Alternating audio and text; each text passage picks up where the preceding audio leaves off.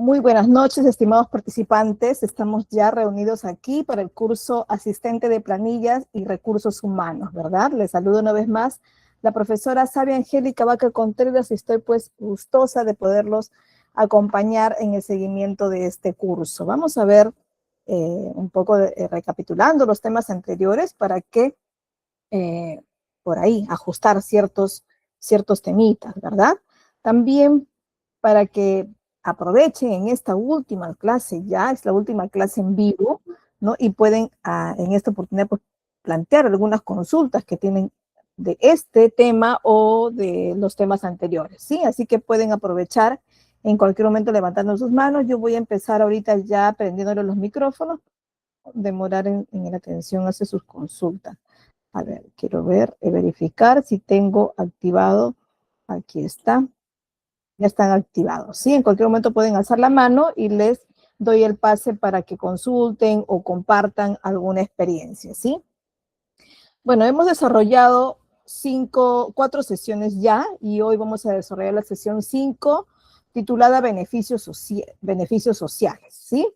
En la primera sesión hemos tocado los grandes fundamentos de planillas y recursos humanos. En ello hemos hablado del perfil que debe tener este asistente que puede estar ubicado quizá directamente en recursos humanos y dentro de ello tener varias funciones que conllevan a esta gestión de recurso humano.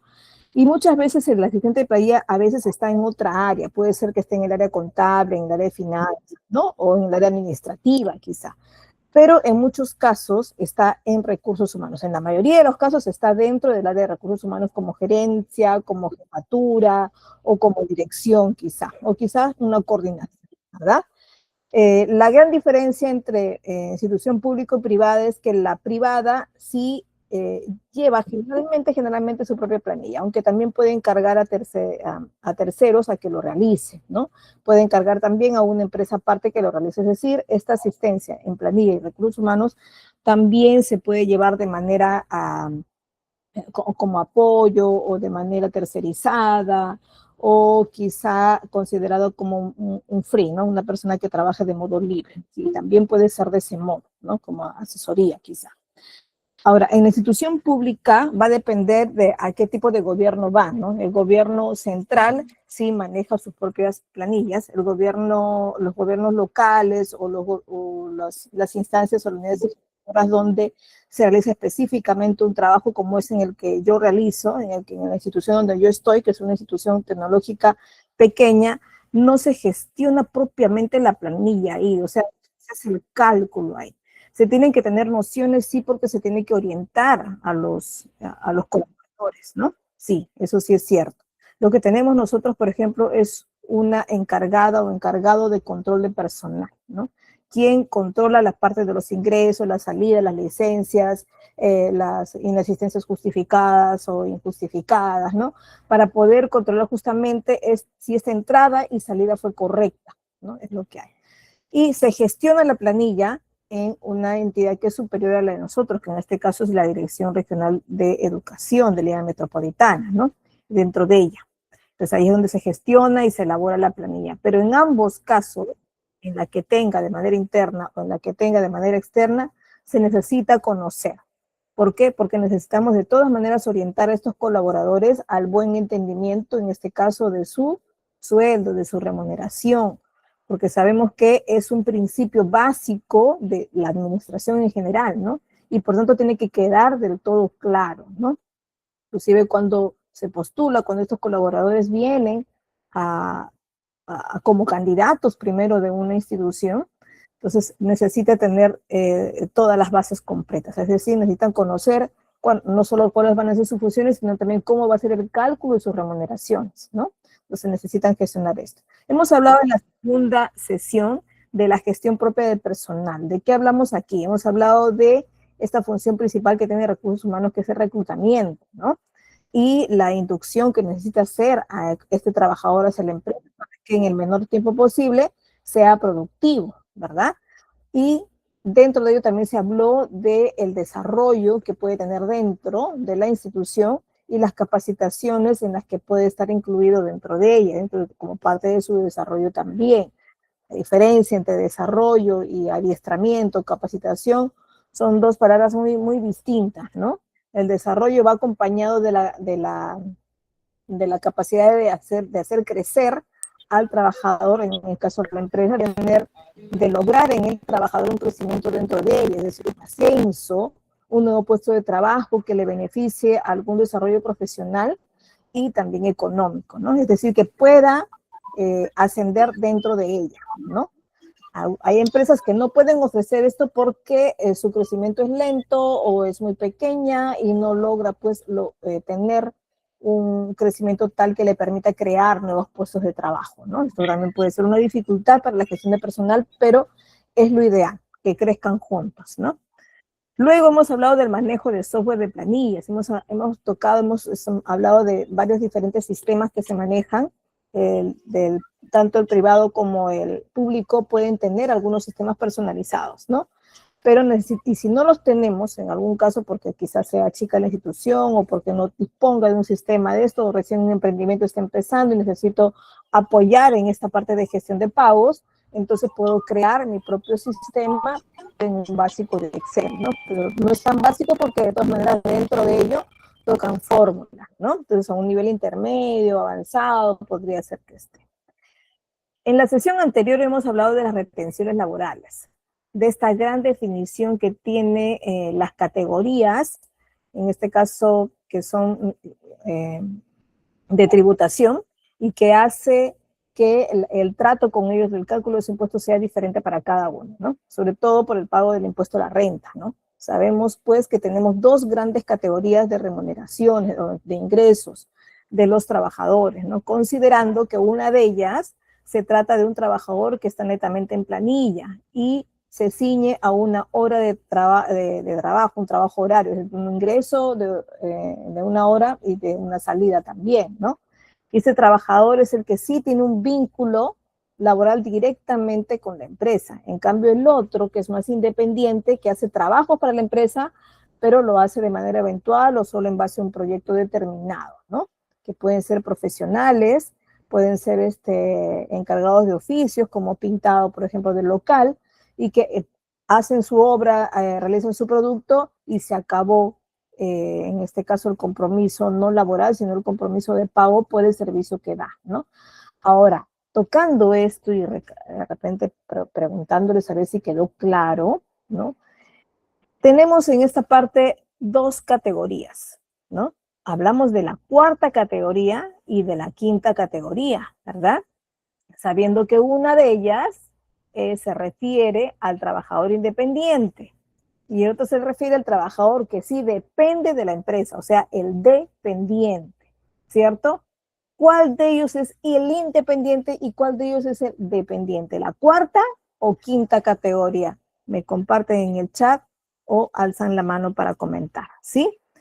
Y aquí vamos a empezar hoy con beneficios sociales, ¿no? Y les había prometido algo, que les voy a brindar un Excel para que empiecen ya a ver las fórmulas de los cálculos que les va a facilitar tener por ahí una planilla de manera en Excel, ¿sí?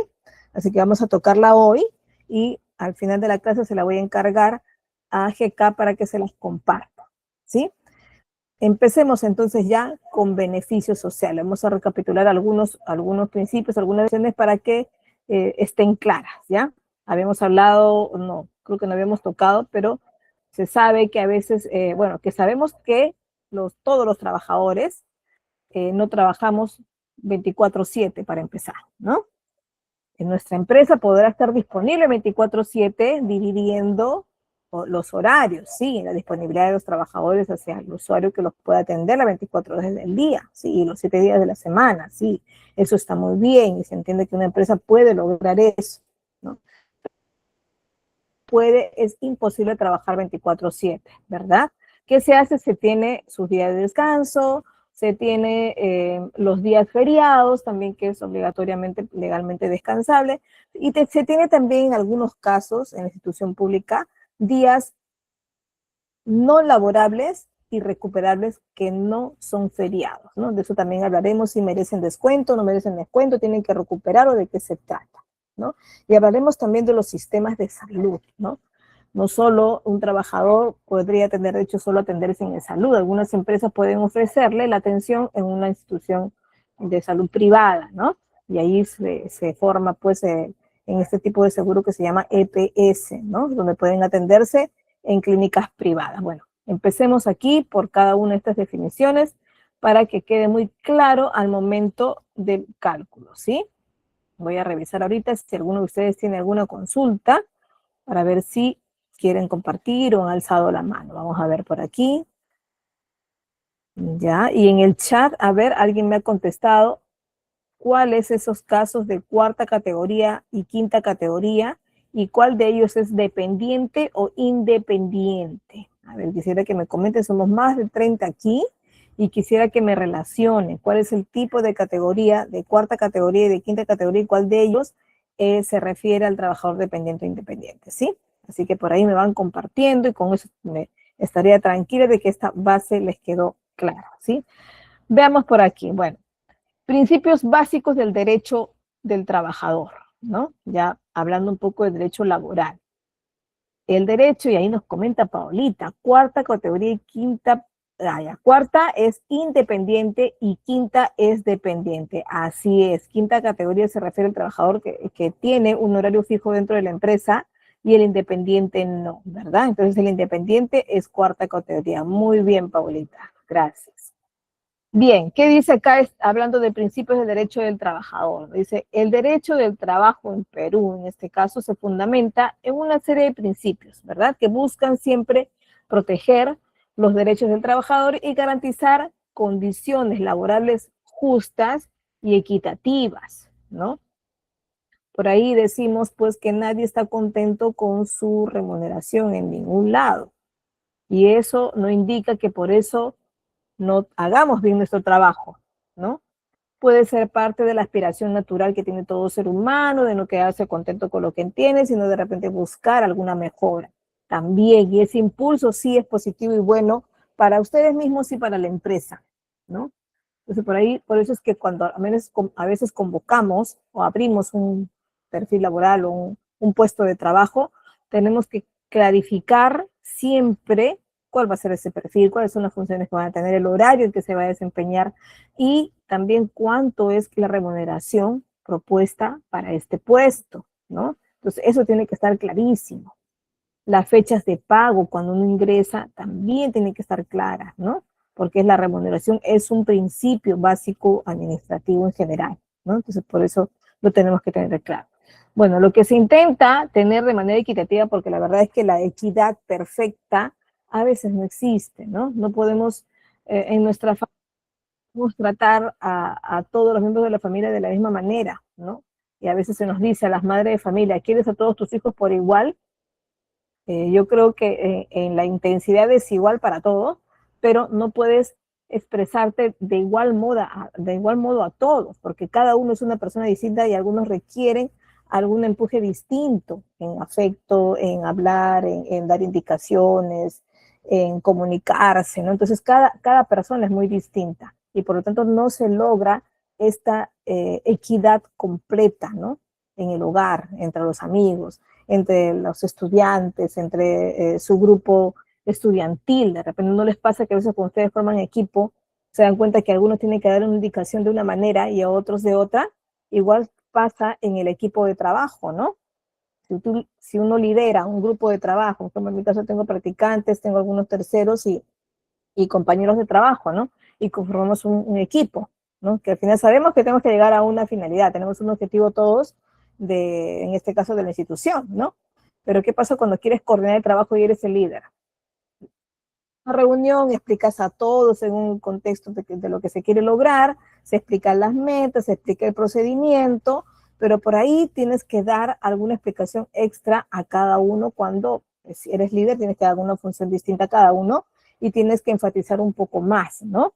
Y tienes que hablar de distinto modo a veces, ¿no? Entonces, esto hace que también la comunicación no sea del todo igualitaria para todos. Entonces, esto es en cierto modo a veces imposible lograr la equidad perfecta.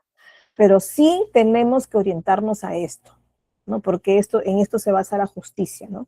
en lograr que se les dé el alcance, las oportunidades a todos por igual, ¿no? Entonces necesitamos igualdad de oportunidades sin discriminación. No podemos decir que los hombres van a estar por este lado y van a hacer estas otras tareas porque son hombres.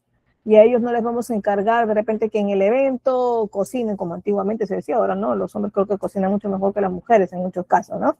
Pero ya no existe esto. No puedo decir que necesito choferes que solo sean hombres, ¿no?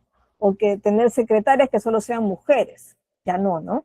Entonces por ahí si separo, si pongo esas condiciones, estaría cayendo en discriminación, que por cierto hay una ley de discriminación y no podemos presentarnos de esta manera, ¿verdad?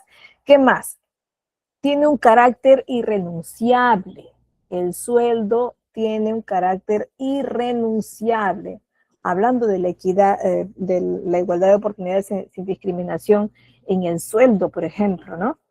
Yo estoy segura que al principio yo creía, porque era nueva en esta empresa y era muy joven, recién estaba empezando a estudiar, había como que salido del colegio hace poco y estaba en mis primeros trabajitos, ¿no? Y uno de estos eh, dueños del trabajo donde yo voy, les decía a algunos les decía a algunas mujeres, no te debemos aumentar el sueldo porque trabajaban juntos en pareja y no le podían pagar más a ella porque iba a ganar más que su pareja, ¿no? Y yo observaba eso. Y decía, bueno, es así, ¿no? ¿Por qué? Porque si no, el hombre se va a sentir mal al poder ganar menos que su esposo, que su pareja, ¿no? Y yo en un principio lo creía, ¿no? A pesar de que no estoy rodeada de mi familia, ni mis padres eran machistas, ¿no? Siempre se trataban de igual a igual, incluso en algunos momentos, en mi caso, mi madre ganaba más que él y en algunos momentos mi padre ganaba más y nunca sentí esa diferencia, ¿no? Pero en mi trabajo no sé por qué lo sentí y hasta comencé a creerlo, ¿no? Y no, pues sabemos que no es así, que las igualdades de sueldo o la distribución de los sueldos no tiene que ver nada con el sexo masculino o femenino o que uno sea pareja de otro. No tiene que ver nada. El crecimiento y desarrollo se le da la oportunidad a cada uno sin distinción de sexo ni, en este caso, ni parentescos, ¿verdad? Entonces no pueden estar aludiendo esto por simplemente darle la oportunidad remunerativa a otro. Ahora, de que todavía existe cierto machismo, sí, pues, ¿no? Todavía estamos en esa lucha, ¿no? Pero cada vez menos creo que hay, ¿no? ¿Qué más? ¿De qué se trata el carácter irrenunciable de los derechos laborables, entre ellos también el sueldo? No puedes decir de que si es que no realizas una actividad, se te puede disminuir un sueldo y de repente esa función ni siquiera está dentro de su contrato, ¿no? O no pueden decirte, mira, ¿sabes qué? Quisiéramos que cojan una parte de su sueldo para hacer un aporte a cierta carencia que tiene la institución, ¿no? Y que puede ocurrir en una institución pública, ¿no? Porque hay muchas carencias dentro de ella. Y uno no puede cogerlo de su sueldo para esto, porque el sueldo ni siquiera a veces es de nosotros, sino es de la familia, ¿no? Para los que son, por ejemplo, jefes de hogar, ya el sueldo no es tuyo, es de tus hijos prácticamente, ¿no? Porque tienes que gastar en ellos, invertir en ellos, ¿no? Entonces, es irrenunciable, uno puede renunciar a esto. Luego, por ejemplo, no te pueden decir también que si tu horario es tal y te dicen, ¿sabes qué? Tu horario, quiero que renuncies a este horario o que renuncies a tu contrato porque necesito cambiarte de horario, ¿no? O sabes que si no, para no perjudicarte, mejor renuncia porque mira, hubo este problema, hubo esta pérdida, ¿no? Y no puedo cogerme de esto. Yo no puedo renunciar si no estoy de acuerdo con la renuncia, ¿no? Y para eso, pues, acudiré a los entes fiscalizadores que puedan apoyar, ¿no? ¿Qué más? Interpretación favorable al trabajador. ¿De qué se trata esto? Se trata de que a veces la ley, pues, no es perfecta, no tiene todos los acápites posibles para poder actuar en casos especiales, ¿no?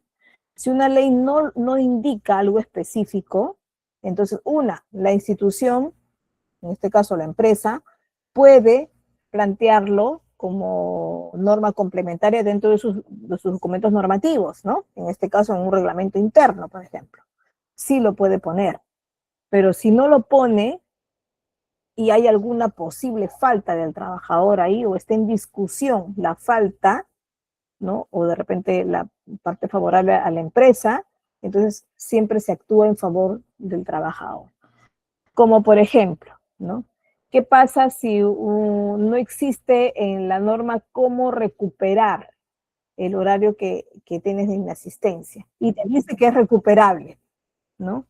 Y es lo que pasa, por ejemplo, por esas fechas que nos dieron para el gobierno nos da a todos los servidores públicos, nos dice que podemos tener días no laborables recuperables, ¿no? Y te indica que puedes recuperarlo los 10 últimos días o los 10 próximos días después de ocurrida la incidencia de falta, ¿no? Después del día no laborable. ¿Y qué pasó el año pasado? Decretaron día no laborable recuperable el 31 de diciembre y tienes 10 días próximos cuando la planilla se entrega antes, ¿no? Entonces no había manera de recuperar. Y además los contratos acababan, de muchos de ellos se acababan el 31 de diciembre. Entonces la flexibilidad actuaba en función del trabajador, porque ¿qué pasa si no recuperabas? Te descuentan. Entonces varios optaron por no acogerse a ese día no laboral y simplemente mejor trabajar para no ocasionar problemas. Y no está en la normativa exactamente eso, se lo tiene que delimitar y además cayó un 31 de diciembre, ¿no? Entonces por ahí, ¿qué pasa? Que te actúa en este caso en favor del trabajador a su propia decisión, que sí puede decidir, porque la norma en general dice que ese día es obligatorio para que descanse la institución pública, pero en este caso la obligatoriedad tuvo que ser flexible porque no había día para recuperar, ¿no? Entonces, a eso se refiere, que si algo no está claro en las normas, se tiene que actuar en favor del trabajador, ¿cierto? ¿Qué más? Protección a la salud y seguridad en el trabajo. Es obligatorio que un empleador proteja la salud de sus trabajadores, ¿no? Una, asegurándolos, vinculándonos con alguna entidad de salud que pueda atender las eventualidades o por ahí seguimientos de la salud, ¿verdad? Entonces, para eso está la planilla vinculada con e-salud, donde se descuenta al empleador y paga por atención médica una tarifa mensual, ¿verdad? La tarifa mensual no es dependiendo de cuántas veces te atienden. En este caso, uno puede atenderte la infinidad de veces que permita la institución prestadora de salud y la tarifa siempre va a ser la misma, ¿no? Entonces, de esto se trata cuando hablamos de protección a la salud y seguridad en el trabajo. Hay tipos de trabajo que necesitan tener mucha más atención en esta seguridad. Hay trabajos que son ciertamente riesgosos y por tanto necesitan una protección más ante esto, ¿no? ¿Qué más? Primacía de la realidad sobre la forma. ¿Qué quiere decir? Que debemos velar por lo que acontece en el momento, ¿no? Y no sobre lo que parece que saliera, parece que ocurriera, ¿verdad? Entonces, a veces es eso lo que a veces fallamos cuando suponemos que está sucediendo algo, ¿no? Yo estoy suponiendo que tú estás llegando muy tarde todos los días, pero para eso hay un control, ¿no? Quizá porque no te ven que estás llegando, porque la empresa es tan grande y dependen de ti, pero quizá seas una persona la que tiene que atender a diferentes oficinas y no te encuentran directamente en tu oficina y lo pueden obviar como que estás faltando, ¿no? Porque hay una obligatoriedad también de atender a personal dentro de tu oficina y realmente acuden y no te encuentran, ¿no? Pero es la forma de la función que tienes y tiene que, en este caso, primar la realidad, ¿no? Que es la atención también de tus otras funciones. Entonces, estos derechos y otros se tienen que considerar para el trabajador como tal, porque es una facultad inherente, en este caso, de la ley laboral, ¿cierto? Vamos a ver de qué trata por aquí. Aquí está. Entonces, habíamos mencionado, pues, que necesitamos hacer una planilla. ¿Pero qué cosa es una planilla? Una planilla es un registro, ¿no? De una anotación por ahí siempre detallada de ciertos datos laborales, ¿no? Que en este caso vinculada con todos tus trabajadores, porque todos tienen que estar integrando esta planilla, este cuadro, porque se convierte en un cuadro de todas maneras, y dentro de ellos pues habrán datos de ingresos a favor del trabajador y otros datos de descuentos, por ejemplo, ¿no? Algunos serán por sanciones como inasistencias o tardanzas, otras serán también descuentos por pagos de tributos o aportaciones, no tanto para el empleador como el trabajador, ¿no? Ahora, veamos y aquí aclaremos bien qué que puede componer esta planilla, qué es lo que tendría que tener esta planilla. Primero, básico, los datos del trabajador. Nombre del trabajador, la fecha de ingreso, su carga familiar, quiénes son, esta carga familiar, y el régimen pensionario que haya elegido. Hemos dicho que puede elegir entre dos, ¿verdad? ¿Cuáles son estos dos regímenes pensionarios que puede elegir el trabajador? Obvio, sabemos que puede elegirlo, ¿no? Solo, sin coacción, sin mencionar en ninguna condición. A veces puede ser que trabajas en un banco que está vinculada con una AFP Integra, por ejemplo, ¿no? Y te dicen, tú tienes que filiarte a la AFP Integra, ¿no? Porque pertenece a nuestro banco. Pero ni así, ¿no? Te pueden decir, si tú te integras a la AFP que es de nosotros, de la corporación, vas a tener más beneficios y estos van a ser. Entonces, si es así, te conviene y lo eliges, bien, pero no pueden obligarte a pertenecer a estos de libre decisión. Pero a ver, ¿cuáles son esos dos grandes regímenes pensionarios que existe? ¿Cómo se llaman? Por lo menos en forma general se los acepto. Si me dicen el nombre exacto, mejor, pero por lo menos esos dos. ¿Cuáles son esos dos regímenes pensionarios generales que existe en el Perú? A ver, menciónenme por ahí mientras vamos comentando. Bueno, tiene que ir los datos del trabajador, tiene que estar dentro también sus ingresos, cuáles son todos esos conceptos de ingreso. Sabemos que tenemos una remuneración base, un ingreso base, que es la que es parte de su contrato, ¿no? ¿Qué más? De repente algunos ingresos extras como las horas extras, de repente algunos beneficios por ahí, escolaridad, bonificación familiar, asignación familiar, que es en base a la ley. Quizá pueda tener también algún beneficio por el trabajador, mejor trabajador del mes, ¿no? Del mes pasado, y se las pone esta vez, ¿no? También puede haber una gran cantidad de ingresos, ¿no? De conceptos de ingresos. Y también tiene que estar claro los descuentos, ¿no? Descuentos que se le hace al trabajador, ¿no? Puede ser por tardanza, por inasistencias injustificadas, ¿sí? Pero también se le puede descontar por el tipo de seguro privado, ¿no? Ya les voy a explicar bien lo de la EPS, pero en la EPS hay una separación, hay una parte en la que paga el empleador y otra parte la paga el trabajador, ¿sí? Bueno, también tiene que estar claro los tributos y aportaciones que se realizan. Y ahí está diciéndoles Dioses Macalupú, Lady Eulalia. ¿Qué nos dice? Cuando yo pregunté cuáles son esos dos regímenes pensionarios importantes, ¿no? Uno es AFP, que en este caso es el sistema privado de pensiones, y en este caso lo administra la administradora de fondos de pensiones que podamos elegir, es decir, la AFP, esa es la privada. Y la pública, que es el Sistema Nacional de Pensiones, ¿no? Representada por la ONP, ¿no? Entonces, es una oficina de normalización provisional, ¿no? Eso significa ONP, y ellos lo administran, ¿no? En este caso, el sistema de pensiones público lo administra la ONP y el sistema de pensiones privado lo administra una AFP de nuestra propia elección. Sí, esas dos. Correcto, entonces, dioses. Bien, entonces ya sabemos bien claro cómo se compone esta planilla de remuneración, ¿sí? Cuáles son los datos básicos que tiene que contener en ella. Ahora, hablemos de ingresos. ¿Cuáles podrían ser esos ingresos? Uno, la remuneración base, la que está puesta en nuestro contrato, ¿sí? Hay dentro de ellas también algunos conceptos que no son remunerativos, ¿no? Que no entran en el cálculo para los porcentajes que tenemos que descontar. ¿Qué más? Los derechos. Toda persona que tiene hijos en institución privada tiene derecho a la asignación familiar, ¿cierto? Eh, personas que tienen hijos en edad escolar también tienen derecho a su escolaridad, ¿cierto? ¿Qué más? Por ahí les dicen que pueden tener derecho a un bono especial por cierta fecha, de cumpleaños, por ejemplo, ¿no? Hay instituciones que dan beneficios económicos por onomástico, ya, puede ser. En la institución pública no existe, pero en la institución privada sí puede crear algunos beneficios más, ¿cierto? Indemnizaciones, ¿no? ¿Qué pasa cuando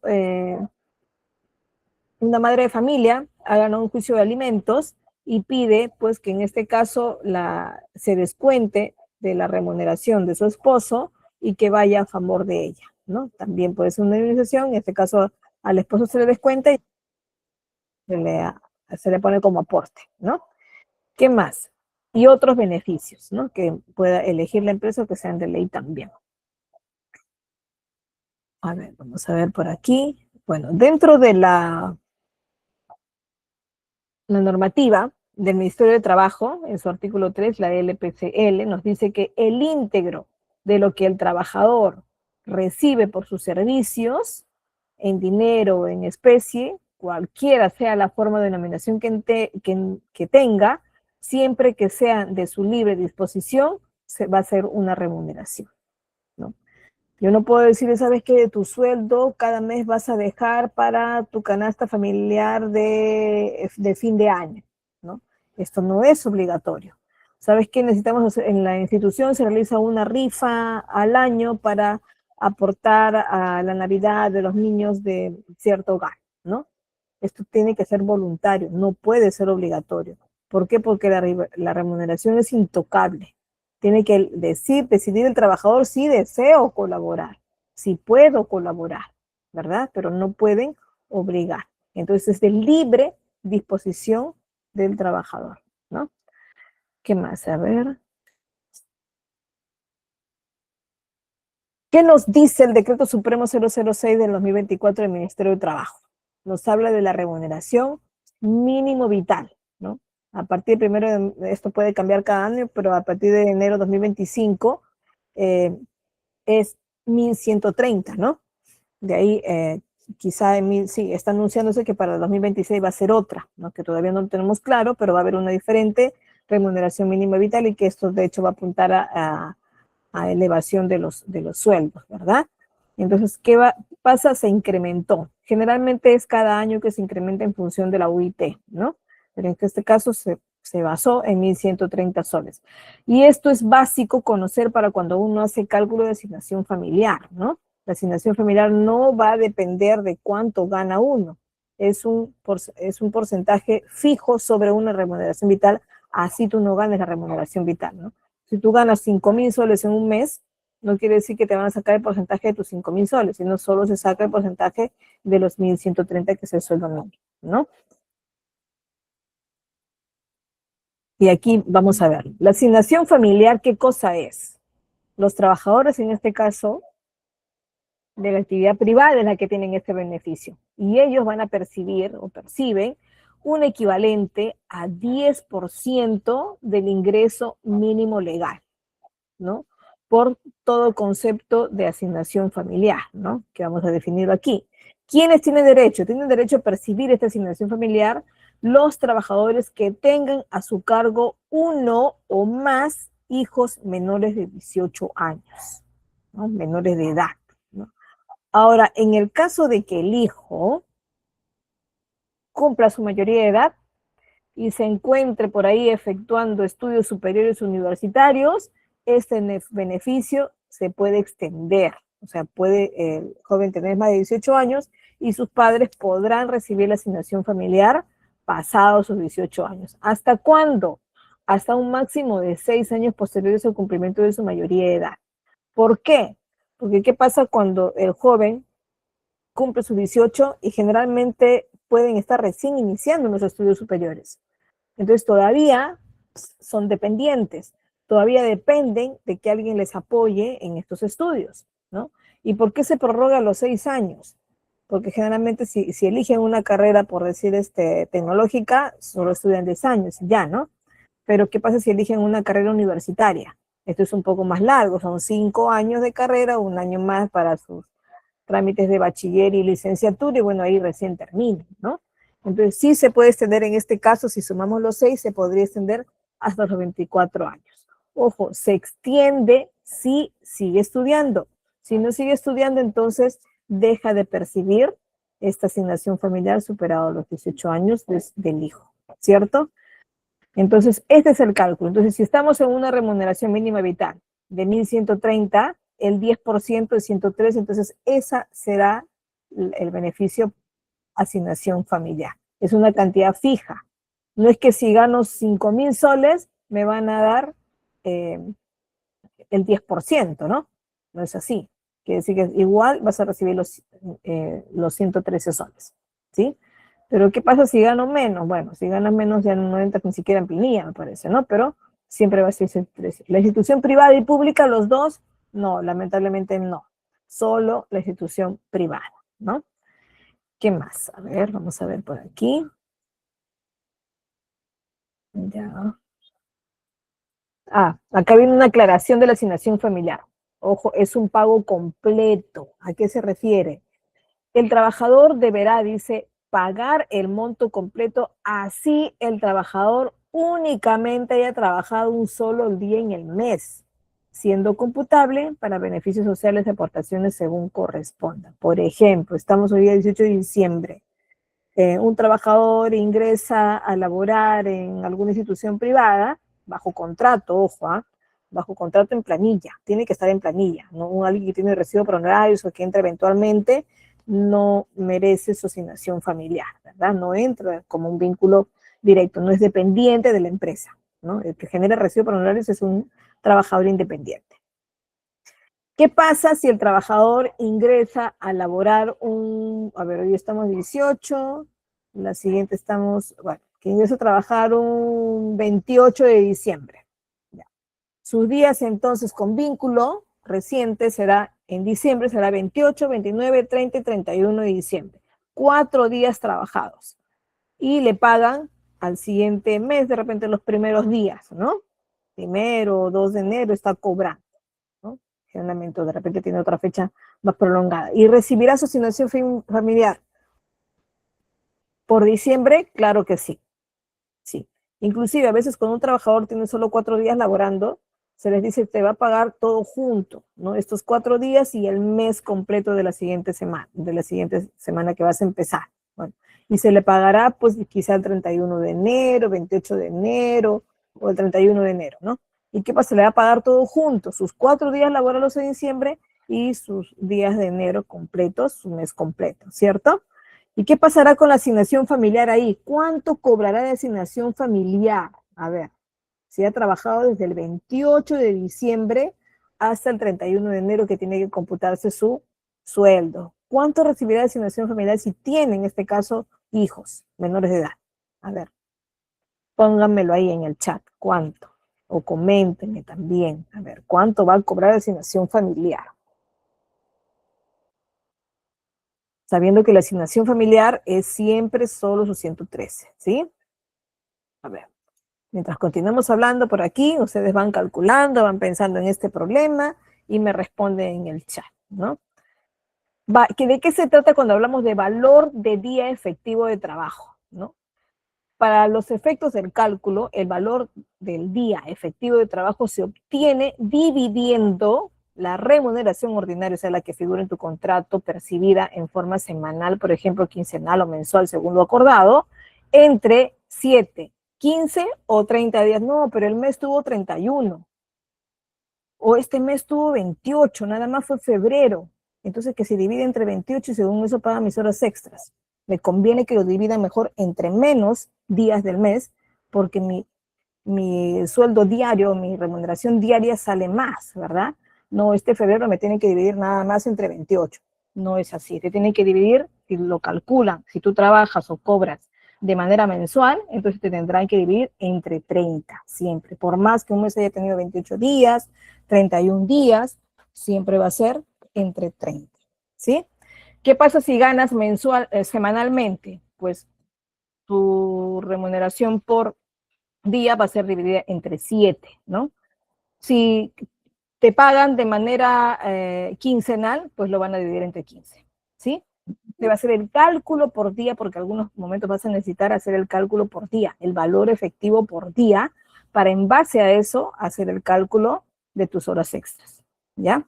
Entonces, eso es importante también conocer, porque a veces digo, no, voy a dividirlo entre 28, o este febrero cayó entre 29, al siguiente mes lo divido entre 30, entre 31, pues no, siempre la base, cuando es mensual, tiene que ser de todas maneras entre 30, ¿sí? Veamos por aquí.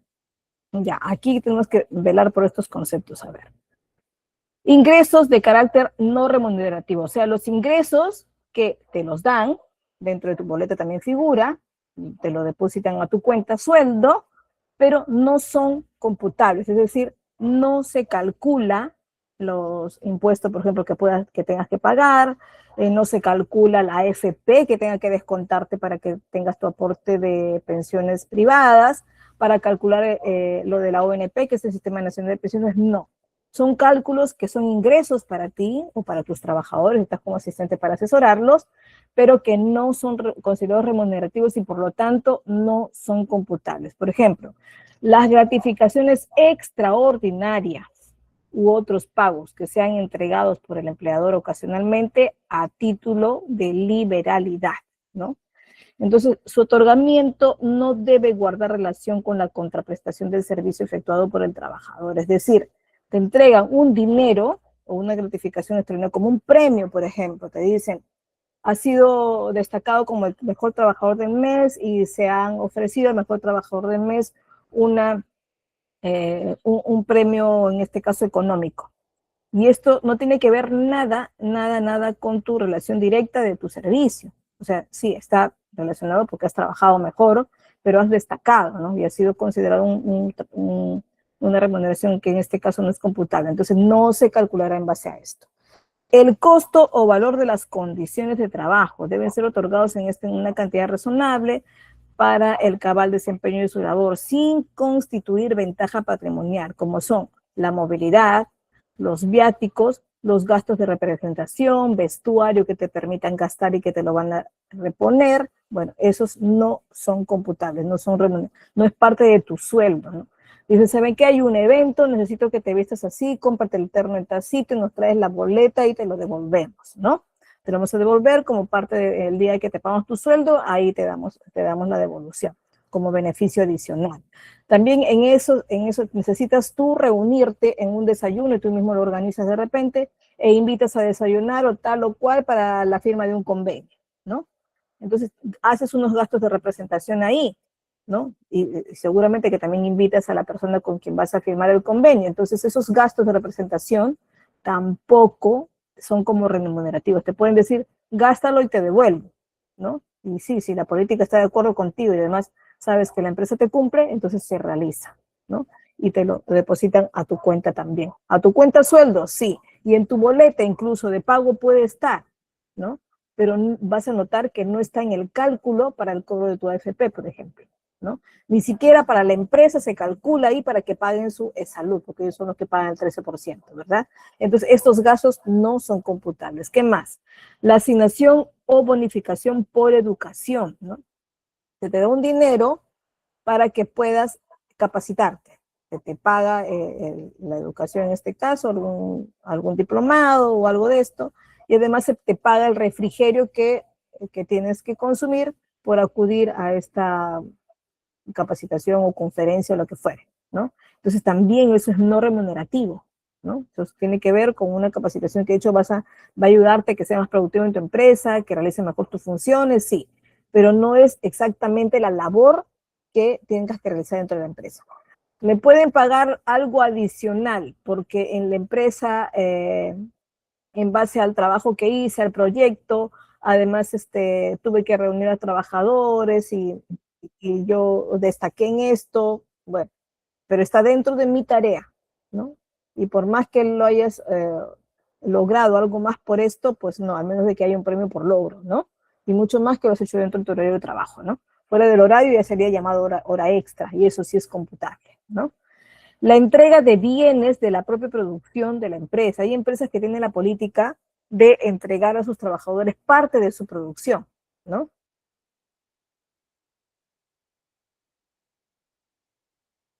¿No? Incluso a veces se brinda a canastas especiales, ¿no? Por ejemplo, se brinda a los trabajadores una gift card para el consumo de ciertos alimentos, ¿no? Ciertas maquinitas que la empresa pone a disposición de sus pasadizos, ¿no? Y tiene un valor, ¿no? Es una cartilla de 30 soles, 20 soles para que consumas algunos snacks, ¿no? O algunos productos que también ellos fabrican, puede ser, que los tienen en envase y bueno, los jalas con tu tarjeta, ¿no? Con tu gift card. Y esto es dinero, ¿no? Que en este caso es un dinero que está puesto como tipo monedero, ¿no? Una gift card. Pero esto no es computable, ¿no? No es remunerativo. Es un beneficio adicional económico a través de una gift card que te quiso ofrecer la empresa. Y en este caso no entra en el cálculo ni para tus tributos, ni para tu contribución en el sistema de pensiones, ni tampoco es un cálculo adicional que se le da para el pago que hace el empleador con el pago que se hace para salud, ¿no? Bien, entonces estos son ingresos en este caso no remunerativos, ¿no? Ahora, habíamos dicho que los ingresos no remunerativos como los que os hemos mencionado no constituyen entonces una remuneración bajo ningún efecto legal, ¿verdad? Entonces, estos conceptos pueden ser cualquier forma de participación en utilidades de la empresa también, ¿no? Las utilidades tampoco entran como concepto remunerativo, por lo tanto tampoco es computable. Las canastas navideñas que ahora tienen un valor, ¿verdad? O a veces te entregan un vale para que tú vayas a comprar tus productos en ciertas tiendas por ahí de supermercados, ¿verdad? Bueno, tampoco es considerado una remuneración, ¿verdad? Voy a tener que apagar los micrófonos porque por ahí a alguien se les apaga. Ahí está, ya, listo. Bien, entonces tampoco las canastas de Navidad ni similares, ¿no? La alimentación proporcionada directamente por el empleador que tenga la calidad de condición de trabajo y las prestaciones alimentarias de suministro directo, ¿no?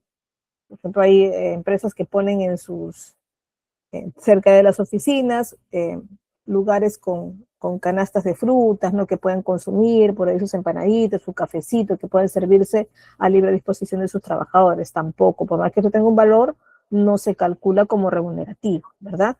¿Qué pasa si tiene comedor un trabajador? Y dentro de ellos, pues, hay un menú que se les da, que se les proporciona, ¿no? Y les dice pues que van a tener oportunidad de que la empresa les pague una parte del menú, ¿no? Y que ustedes paguen otra. Supongamos que cuesta, aunque no cuesta así, ya 15 soles, ¿no?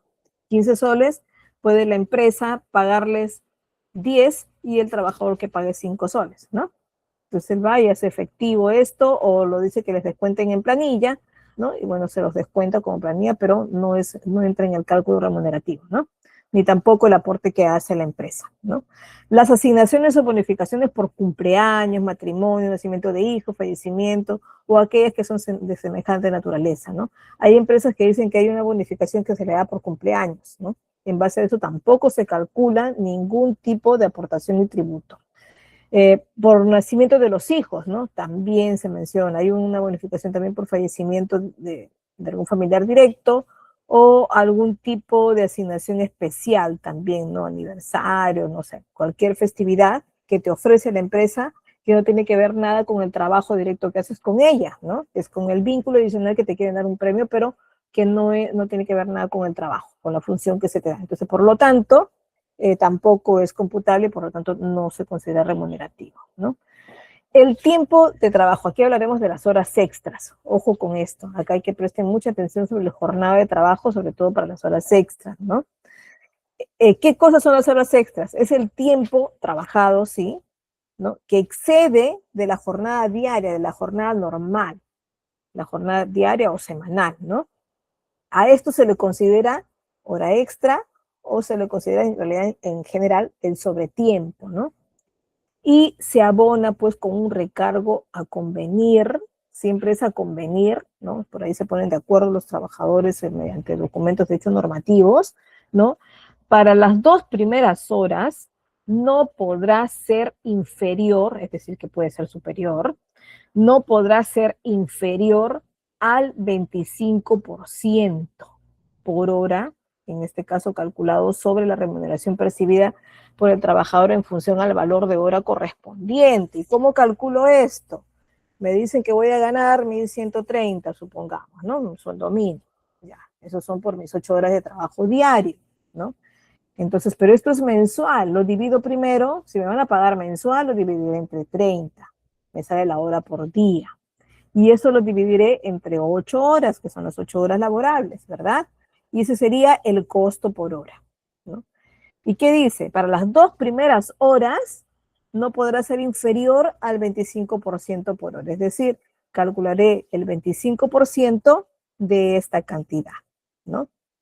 Pero esa será la hora de exceso y las 2 horas primeras costarán igual. Pero ¿qué pasa si tengo 4 horas extras?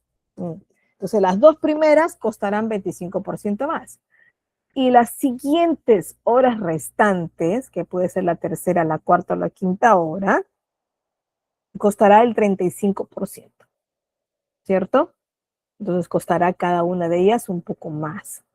¿Cuál es la lógica de esto? Porque en este caso hay un cansancio mayor, ¿verdad? Siempre las primeras horas que uno está trabajando, como que está ligero, después conforme avance el día, está un poco ya más cansado, al final del día ya un poco más cansado, y el esfuerzo es mucho más. Entonces, digamos como que en casi compensación de esto es que también aumenta el costo por hora extra, ¿no?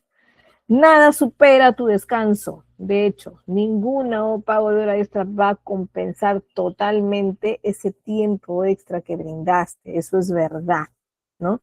Pero se siente un poco de tranquilidad de repente emocional porque, bueno, estás trabajando extra, pero, bueno, estás recibiendo una remuneración extra también que te puede servir de apoyo económico por algo en tu hogar, ¿no? Entonces, por ahí hay una cierta tranquilidad, pero el descanso, pues, nadie te lo devuelve, ¿no? Entonces tendrás que organizarte o gestionar por ahí tu tiempo y también tus emociones para que esto se acomode mejor a tu rendimiento, se acomode mejor a no digamos conformidad, pero por lo menos aceptabilidad de lo que estás realizando, ¿no? Y lo que no baje el compromiso con tus labores, ¿no? Pero me están obligando a veces a hacer estas horas extras que yo no quiero, ¿no? Hay que adaptarse, yo creo, ¿no? Si no te quedas y continúas con la empresa, hay que adaptarse y verlo del mejor modo para que no te afecte, en este caso, tus emociones, que es lo más importante que debes cuidar, ¿no? ¿Qué más? Eh, Continuando hablando de horas extras, en cuanto a ellas, dependen también del horario establecido, ¿no? Aplica el 25% entonces las 2 primeras, en resumen el 35% a partir de la tercera, y en cuanto al horario nocturno, sí se tiene algo distinto, ¿no? La bonificación en el horario nocturno va a ser del 50 o 100% para aquellos días feriados, ojo. Hay que tener mucho cuidado. En el caso de días feriados, sí, se le paga un poco más por esa hora de extra, ¿no? Con el hecho nada más de trabajar un feriado, tu hora normal cuesta más, ¿no? Y si además te aumentan y te ponen horas extras, pues más, ¿no? ¿Qué pasa con esos días especiales que tenemos según ley? 25 de diciembre y 1 de enero, ¿no? Esos días, si son de trabajo, pues vas a ganar el doble, ¿no? Pero ¿qué pasa si ese día, además, cae un día de descanso, por decir domingo, ¿no? Y además es un feriado especial. Entonces puedes ganar hasta el triple ese día, ¿no? Uy, qué genial. Entonces, algo como decir, pero saben que siempre a costa de la de esto de trabajo familiar que tengo que hacer, ¿no? También necesito reunirme con él, pues es el único día que a veces puedo reunirme con mi familia y que sé que nadie va a trabajar. Entonces es un sacrificio que por ahí se intenta compensar económicamente, ¿no? Y si está aceptado por el trabajador, porque esto no puede ser obligado, entonces sí. ¿Qué pasa en estas fechas también? ¿Qué comienza a suceder? Se sabe que 25 de diciembre y 1 de enero, que son 2 feriados bien establecidos y que por ahí hay festividades muy comprometidas en ello con la familia, nosotros mismos, ¿no? Son días muy especiales, son feriados especiales y caen el mismo día, ¿no? Entonces la empresa se puede ver afectada en la no atención de un mismo día. O la empresa decide ese día descansar, hacer descansar a todos, o sigue adelante y reparte a sus trabajadores, ¿no? ¿Y cómo? ¿Cómo es que lo logra? ¿Cómo es que lo logra? Diciéndole, por ejemplo, a algún grupo que trabaje 25 de diciembre y otro que trabaje el 1 de enero, ¿no? Se pueden turnar también, ¿no? Entonces esto es bastante favorable. A veces se suele decir que los que trabajan el 25 de diciembre son los jóvenes, porque ellos prefieren su fiesta del 31 de diciembre y descansar el 1 de enero, ¿no? Y al revés, ¿no? Bueno, Aquí vamos a hacer una pausa, chicos, para recordarles que pueden consultar y en este caso solicitar a GCAP su certificado para los que no han obtenido, así que aprovechen esto y documenten sus conocimientos, ¿ya? Vamos a pasar, este material también lo van a poder ustedes ver, son varias definiciones que tendría que conocer acá, qué cosas es el subsidio de incapacidad temporal, por ejemplo, de maternidad, que son beneficios también económicos que se da por alguna de estas situaciones, ¿no? Hay forma de calcular también los subsidios, cómo solicitarlos también a través de formularios, ¿no? Y también hay un seguro especial de las personas que tienen riesgo, según la medición de riesgo también pagan un seguro especial, ¿no? Que en este caso lo paga el empleador, ¿no? Aquí estamos definiendo los diferentes tipos de riesgo que tiene cada uno, ¿ya? Y según esto hay tarifas que se pagan por tales, ¿no? También tenemos por aquí considerados, sí, cuáles son las empresas que tienen mucho más riesgo en sus labores, ¿no? Y aquí les menciono algunas. Las EPS, que les había dicho, es un tipo de seguro privado, ¿no? Que puede ofrecerle la empresa a ustedes de manera facultativa, es decir, que ustedes pueden elegir si la optan o no, si deciden optar o si continúan con su salud. El que es Más Vida, ¿no? En este caso, Más Vida es un tipo de seguro también que protege, en este caso solo se paga el seguro por de accidentes, ¿no? Para algunos casos, y la entidad recolectora también es de salud, ¿no? Bien, chicos, vamos a pasar aquí a compartir otro, les había prometido que vamos a ver el Excel, ¿cierto? Vamos a compartir entonces toda mi pantalla para dirigirlos, aquí está, a mi Excel. Sí, van a ver una pantalla en infinito. Yo creo que ya estamos. Una vez que se vea el infinito, vamos a dirigirnos. Ahí está. Ya, nos dirigimos entonces al Excel que ya lo tengo abierto, ¿sí? Y este es en la hoja 1, pues bueno, en la hoja 2 es simplemente un recordatorio de cuáles son las tarifas que se pueden calcular entonces de las AFP. Bien, miren, ustedes ven aquí que este es el sueldo base, ¿no? Lo voy a agrandar un poquito para que vean que en esta parte está visualizándose lo que va saliendo en cada celda, ¿cierto? Entonces acá estamos señalando los 3.500 como sueldo base, ¿no? ¿Qué pasa entonces? Este trabajador sí tiene familia, tiene hijos menores de edad, entonces tiene que recibir su 10% de asignación familiar, ¿cierto? En este caso es el 102.5, ¿cierto? Las horas extras son estas, y en este caso no tiene bonificaciones, ¿no? ¿Qué pasa por acá? Y acá ya empieza una formulita, que esta es la más sencilla, ¿no? Aquí en esta columna estamos calculando la remuneración bruta. ¿Y qué es la remuneración bruta? En este caso es el sueldo básico más todos los beneficios económicos que esté recibiendo. En este caso, este trabajador tiene asignación familiar y tiene horas extras. Entonces será la suma de 3.500 más 102.50 más 220, ¿no? Que como fórmula podríamos decir, y la pongo acá, que es la suma entre la celda B6, que aquí la tienen, y hasta la celda F6. Así no tengan nada aquí, si colocamos algunos otros gastos, se va a sumar automáticamente en esta celda G6, ¿no? Que es la remuneración bruta para este trabajador. De igual modo, ven la siguiente fórmula que se está sumando desde el B7 hasta el F7, ¿no? Porque están considerando el sueldo base de 3.000, una asignación familiar que en este caso no tiene, y horas extras sí, ¿no? Se suma y salen los 3.080. Esto es a través de una formulita que ya está puesta allí, ¿cierto? ¿Qué más? Estamos considerando para el primer caso que va a pertenecer en este caso al Sistema Nacional de Pensiones. Entonces, por tanto, va a multiplicarse el 3.822, que es la celda G6, por 13%, ¿no? Y ahí sale, wow, ¿cuánto sale este aporte? Sí, y esto sí se le descuenta al trabajador, ¿no? Entonces, el aporte para el Sistema Nacional de Pensiones, en este caso, para un sueldo de 3.822.50, es 496. En este caso, aquí no debe estar esto, aquí no debe estar esto, ya. En el segundo caso, Tenemos el que gana 3.000 soles, que tiene un sueldo de 180, tiene un sueldo base, en este caso una remuneración bruta de 3.080, y tiene un aporte del sistema de pensiones a través de la AFP Habitat, ¿no? Y la AFP Habitat tiene, acá estoy poniéndole un porcentaje de 1.47, pero ustedes pueden ponerla según la AFP que quieran calcular, le colocan aquí y cambian la fórmula, ¿no? ¿Y por cuánto voy a multiplicar? Voy a multiplicarlo por el G7, que es la remuneración base, o remuneración bruta, que es de 3.080. Y ahí se calcula el aporte obligatorio, que en este caso representa el 1.47. ¿Qué más? Hay comisiones que a veces cobran, ¿no?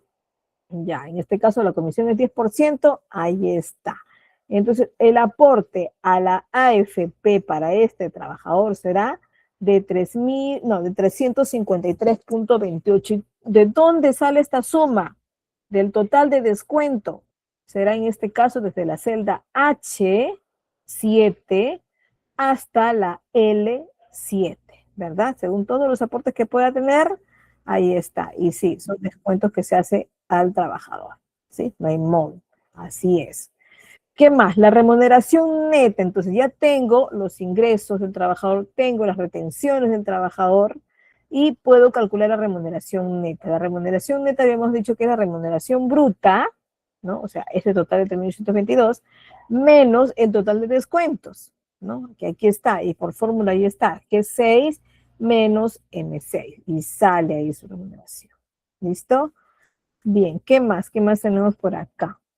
Acá tenemos los aportes del empleador, que tiene que estar en la planilla porque en base a eso también calculamos el aporte que se hace a salud con respecto al aporte del empleador, ¿verdad? Y aquí pongo 9% de salud, ¿no? Tengo de seguro complementario de trabajo riesgoso, tendremos 0.63 y ahí está. Todo en base a la remuneración bruta, ojo, remuneración bruta, que está representada en la celda G6, G7, ¿verdad? Y luego ya simplemente allá sumo todos los aportes para ver qué tanto es lo que la empresa tiene que pagar o tiene que depositar hacia donde corresponda, ¿verdad? Entonces realice, tiene que realizar un aporte o descontarle un reporte al trabajador de 283.92 y depositarlo a las cuentas que correspondan, ¿verdad? La retiene para poder pagar. Esa es la función, ¿sí? Entonces, esto es el Excel que les voy a ofrecer. Notarán que aquí hay un error en este cálculo, ¿no? Y acá tiene que plantearse la suma, pues. Acá tiene que plantearse así. Se pone la suma y ahí sale el total, ¿cierto? Entonces, de eso es lo que tenemos que calcular, que de hecho te lo voy a corregir para antes de mandárselo a GK, ¿sí? Chicos, entonces, aquí hemos llegado al final de esta sesión y por lo tanto también del curso.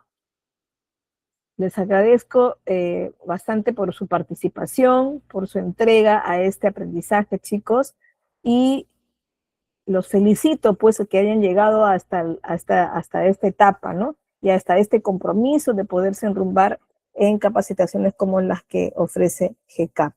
Los felicito por todo este aprendizaje, continúen así, continúense asistiendo a esto, otros aprendizajes más relacionados de repente no solo con planillas, con recursos humanos, sino hay otros cursos más que GCAP ofrece, y los invito a que documenten este aprendizaje, ¿no? Obteniendo el certificado de GCAP, ¿ya? Así que, y les deseo pues muchos éxitos, no solo en su vida estudiantil, en su área como trabajadores, ¿no? Sino en su vida laboral, sino también en su vida personal.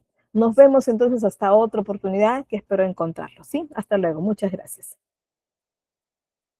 Un abrazo fraterno, chicos, que pasen unas felices fiestas, que dice que por ahí quizá ya no nos veamos. Hasta luego.